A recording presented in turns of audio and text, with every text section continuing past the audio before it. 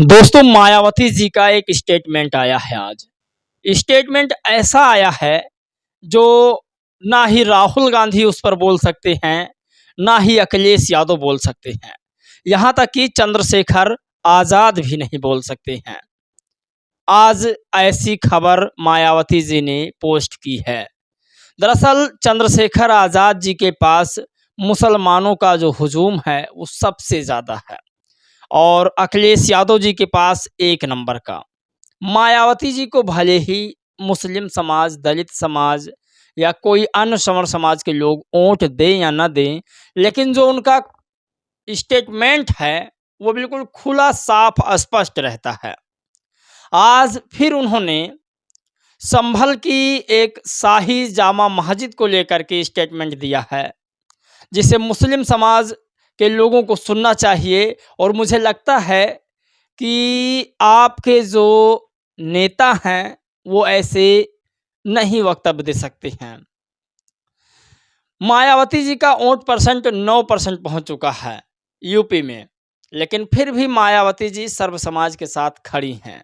खैर, ये नेताजी हैं और अगर मैं ज़्यादा व्यक्तिगत हो जाऊंगा तो लोग मुझे समझेंगे कि मैं मायावती जी का ही वीडियो बना रहा हूं। आपको बता दें, मैं इसलिए मायावती जी का आज जिक्र कर रहा हूं क्योंकि राजस्थान में एक ऐसी घटना घटी है जो किसी फिल्म से कम नहीं है। साउथ फिल्म हो या हिंदी फिल्म, गुंडे जिस तरह से औरतों को उठाते हैं, ठीक वैसा ही दृश्य राजस्थान में देखने को मिला है। तमाम पत्रकारों का कहना है कि बसपा का सरकार फिर से आनी चाहिए।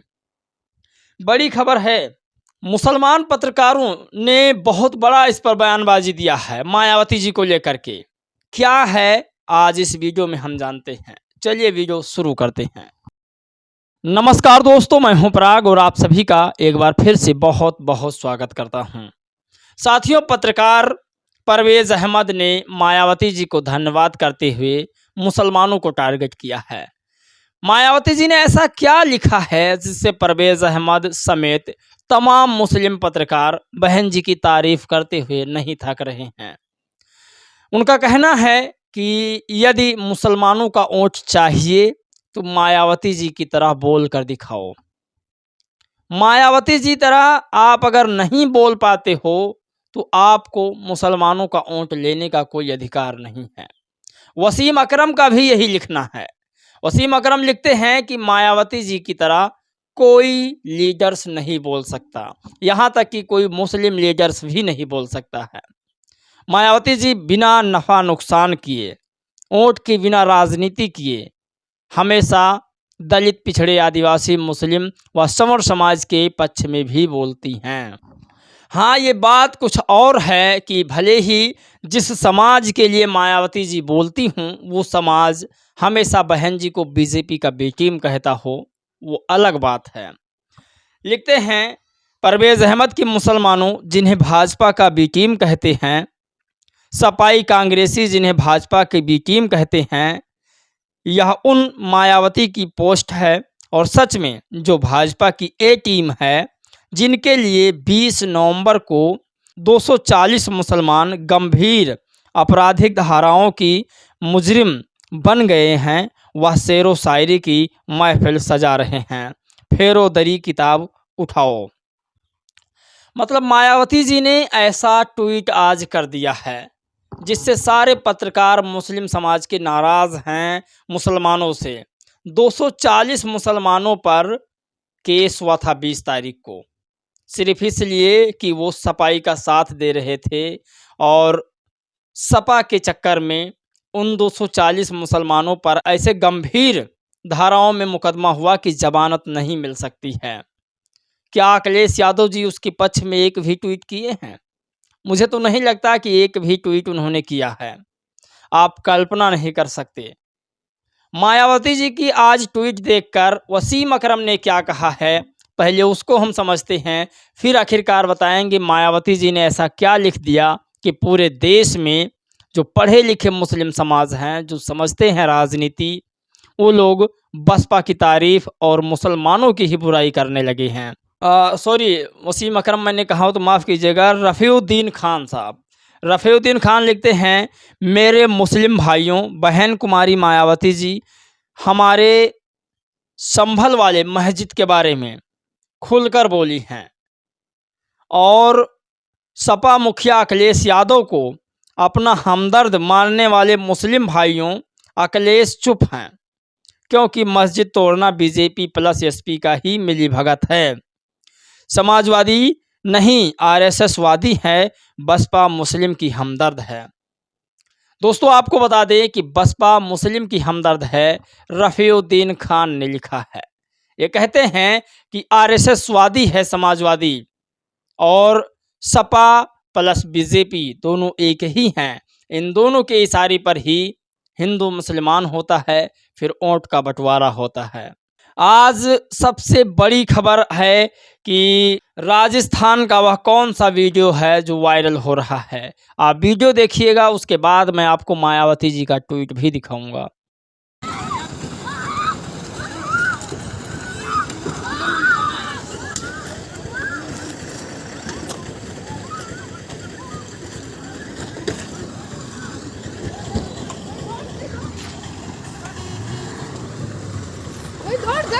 इस वीडियो को शेयर करने वाले पत्रकार गौरवपाल हैं। गौरवपाल ने लिखा कि फिल्मों की तरह घसीटकर दिन दहाड़े लड़कियों को उठा लिया गया। राजस्थान सरकार और कानून व्यवस्था की नाकामी से अपराधियों के हौसले बुलंद हैं। राजस्थान में सोचिए, जब तक बसपा की सरकार यूपी में थी, ऐसी कोई घटनाएं नहीं हो रही थी। मैंने जो देखा है 2007 से 2012 तक, उसके पहले का तो मुझे याद नहीं, लेकिन 2007 से 12 तक जो मैंने यूपी में देखा वो मैं आपको बाकायदा प्रैक्टिकली बता रहा हूँ। कानून व्यवस्था, लॉ एंड ऑर्डर कितना मजबूत था कि दलित, पिछड़ा, आदिवासी, गरीब व्यक्ति कोई थाने पहुँच जाए तो सबसे पहले उसको वहाँ पर कुर्सी मिलती थी बैठने के लिए। ये आलम था बसपा के शासनकाल में। और आज जिस तरह से दलित, पिछड़े, आदिवासी या सामान्य वर्ग के लोगों पर अत्याचार हो रहा है, उससे लगता है कि कानून व्यवस्था ध्वस्त हो गई है। खैर, बड़ी खबर की ओर लेकर चलते हैं। बड़ी खबर दोस्तों ये है कि मायावती जी ने क्या लिखा है, जिससे पूरे मुसलमानों में एक अलग ही माहौल बन गया है। भले ही आज 23 तारीख है, चुनाव रिजल्ट किसी के पक्ष में आए, लेकिन मुसलमानों का एक बार रुख फिर मायावती जी की तरफ हो गया है। ये वोट भले ही ना दें, लेकिन हमदर्द जरूर बन चुके हैं मायावती के। यूपी के संभल जिले की शाही जामा मस्जिद को लेकर अचानक विवाद, सुनवाई और फिर उसके फौरन ही बाद आपाधापी में सर्वे की खबरें राष्ट्रीय चर्चा व मीडिया की सुर्खियों में है। किंतु इस प्रकार से सद्भाव व माहौल को बिगाड़ने का संज्ञान सरकार तथा माननीय सुप्रीम कोर्ट को भी जरूर लेना चाहिए। सुप्रीम कोर्ट से मुसलमानों के लिए भिड़ जाती हैं मायावती जी, हाई कोर्ट से भिड़ जाती हैं मायावती जी, बीजेपी से मुसलमानों के लिए मायावती जी भिड़ जाती हैं, लेकिन मुस्लिम समाज सिर्फ एक ही व्यक्ति के लिए भिड़ता है और जेल भी जाता है। 20 नवंबर को 240 लोगों पर मुकदमे हुए थे सुसंगत धाराओं में। ऐसी धारा लगी थी कि जिनमें जमानत न मिल पाए उनको। आप सोचिए, मुसलमानों का कहना था कि हम वोट डालने जा रहे थे, इसीलिए हमको मारा पीटा गया था, जबकि पुलिस वालों का कहना है कि उनके द्वारा पथराव किया गया था वोटिंग के दौरान, इसीलिए हमें मजबूरन उनके ऊपर पिस्तौल दिखानी पड़ी, उनको कंट्रोल में लेना पड़ा। हमने अपना संयम नहीं खोया, सिर्फ पिस्तौल दिखा करके ही उन लोगों को गिरफ्तार किया। तो ये बड़ी खबर है। तो दोस्तों इस वीडियो में बस इतना ही। आप लोग ज़रूर बताइएगा कि क्या मायावती जी के पक्ष में मुसलमान मायावती जी की ही तरह खड़े होकर मतदान करते हैं या नहीं। जय भीम, नमो बुद्धाय।